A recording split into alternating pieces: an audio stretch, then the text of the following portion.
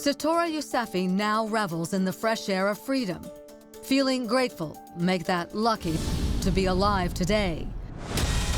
She escaped a violent marriage to Omar Mateen, now forever known as the deranged Orlando shooter. And these are never-before-released snapshots of the gunman. The pictures show a happy couple, an engagement, a wedding, mugging for the camera. In an explosive interview with our Crime Watch Daily special correspondent Kim Goldman, Sitora tells of her harrowing escape from a violence-plagued marriage to Mateen before her ex-husband notched his name in the bloodied hall of infamy.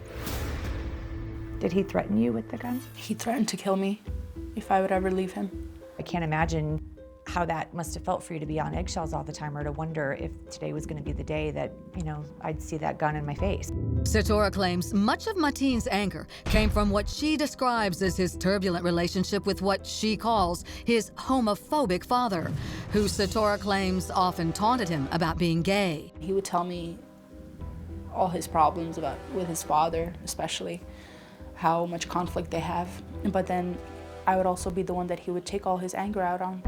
Sitora tells Kim she became a virtual hostage in her own home. He wouldn't allow me to speak to my family often. I would have to hide it either when he's sleeping or when he's at work. Sitora's mother was the first to suspect her daughter was in harm's way. She said, "Is he hitting you?" Because in a Muslim culture, it's not an uncommon thing. And I started crying. It got him angry because he thought that I was complaining.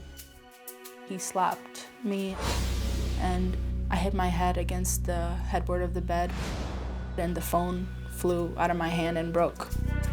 Her worried parents drove to Florida to check on her. Did they witness anything that was the final straw when you were there, that they just knew that they had to take you out of that? Well, my father, he knew right away, because when I first saw him, I ran to him crying. It hurt him so much to see me so miserable. It was time to get her out. Omar's father started yelling right away at my father, and he actually pointed his finger at him. He said, "No, the only reason that you don't want your daughter to be married to my son is because you're a communist and you're not religious." And my father looked at me and he said, "Sitora, let's go." And that was it? And that was it. As soon as I walked out of their house, Omar grabbed my arm and he started pulling me back. He said, "You're not leaving anywhere, you're my wife, you can't go." My mother started pulling me from my other hand. And then Omar started reaching into the back pocket of his pants. They thought he had a gun. And that's when my father jumped out of the car. That's when I broke free.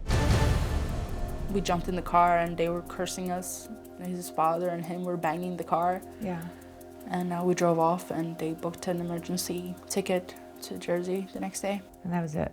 That was it. I left all my belongings.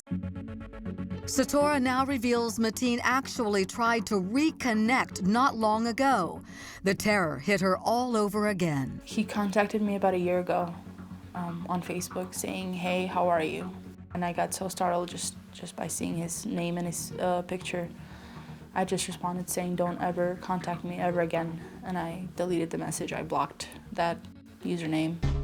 Sitora says she has never looked back, but now, for the very first time, she is sharing with Crime Watch Daily only a painful secret, telling Kim that after she escaped the clutches of Omar Mateen, she discovered she was pregnant with his child. Did you share that you were pregnant with Omar? Yes, I did. It's a secret she's carried for 7 long years. And what was his response? He was happy about it, but I told him that if he wanted to make things work, he had to find the courage to come to Jersey and to apologize, to do everything that it takes to win my family and myself back. And he never did. He never made an effort.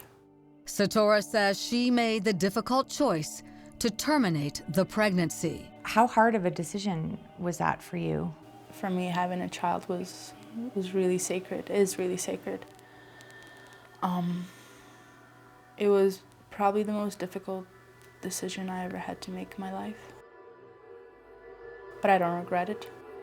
At least the spirit of that child is free and not tied to anything horrible, because if that child was alive and this would have happened and this would have been his father. But out of ashes of tragedy rose a resilient Sitora. The portrait artist has rebuilt her life and is happily married to Marcio Diaz and is sharing her wedding video with only us. And yes, the happy couple is now expecting their first child. How do you pick up the pieces now? I mean, you're attached to the most horrific crime in our history, you know, mass shooting. It's a process that's ongoing, and it's an ongoing healing and a resolution within myself. Despite being divorced from Mateen for close to 7 years, Sitora has still endured the public's hate for her ex-husband, some even blaming her for the massacre in Orlando, claiming if she would have reported the abuse, he may not have been free to kill. What do you feel when you see those comments online? I just feel like it's not fair, because people have no idea who I am, what happened in my life, how this affected me, how I was beaten and how I was abused while I was with him. And, you know, what hurts is that I was just trying to be a good person.